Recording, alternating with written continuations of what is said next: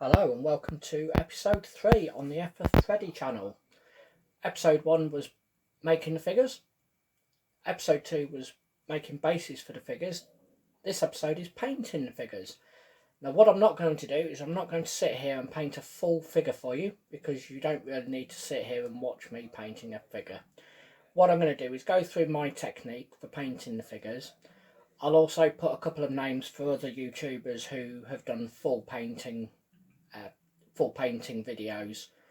So we have the first figure, the grey figure, straight out of the box, stuck together, stuck onto the base.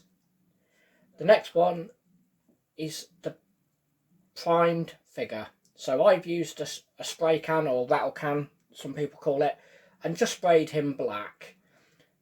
Now you can spray them whatever colour you like. What you can do is, if you want a light uniform, you spray them with a light base coat. If you want a dark uniform, you spray them with a dark base coat.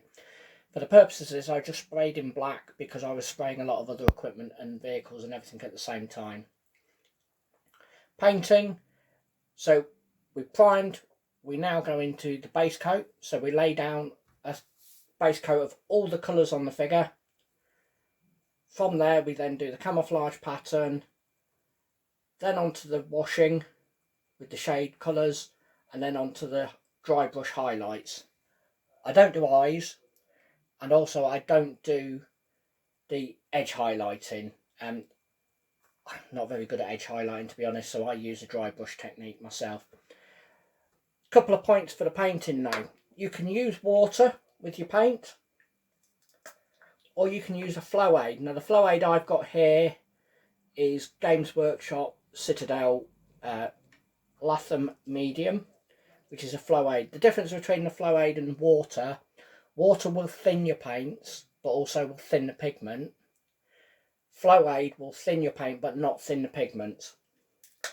So what I'm going to do is I'm just going to put a little bit of flow aid and paint on my brush, and I'm just going to very quickly paint some of the figure in for you. So I'll try and keep them on screen as much as possible. So just the first couple of coats don't need to be perfect, because what you're going to do is, once you've finished painting him with all the base colours, you're going to go round and touch up anything you've over painted. So this British Para is having his Para smock, Denison smock, and he's being painted with Tarlin sand as a base coat. So I'll just stop there. I won't paint his whole jacket. So what you get is you paint the whole figure in Tarlin sand on his jacket, and then you obviously paint in all the other colours for his uniform, his trousers, his puttees, his boots, his equipment, his rifle, his helmet, and his skin colours. Now on this, if people aren't very confident with doing camouflage, the best thing to do, get a picture of the camouflage and then work out what the camouflage is made up of, what colours, what base colour does it look like it's mainly made up of, and then the other colours. And then what you can do is you can just build it up from there, and it's very quick and easy. So what I'm showing here is the completed figures all the way through the paint jobs. So what you have is prime the figures, put in all your base coats, go over your base coats again, check that you've not painted over anything you shouldn't have. Then you wash the figure.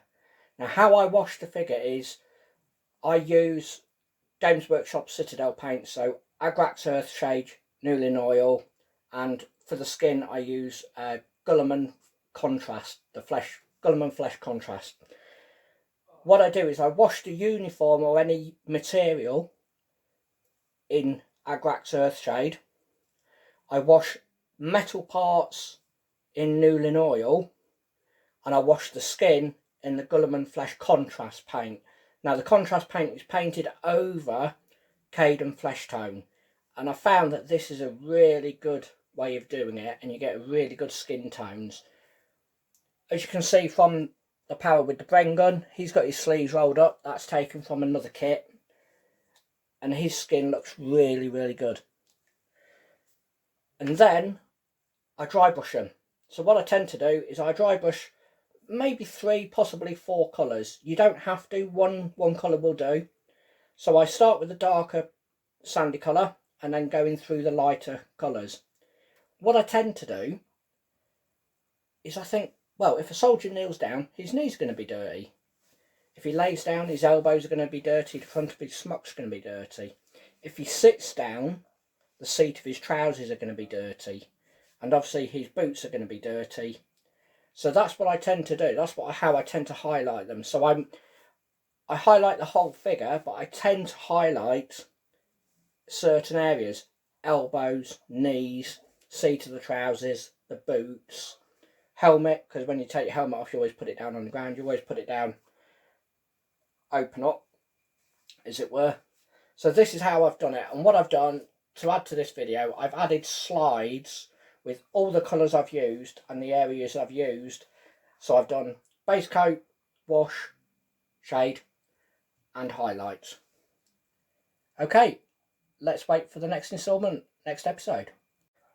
I've just put some more figures in quickly just so you can have a look, so you can see how the highlighters work, especially with the guy at the front with the berry on.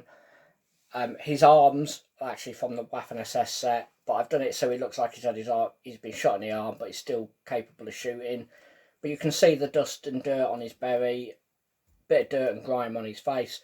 Remember, these guys are the guys who have gone into Arnhem, so they've had 4 days of fighting with very little chance to look after themselves. So that's what I've gone for, a grimy, dirty look, as opposed to a parade ground look.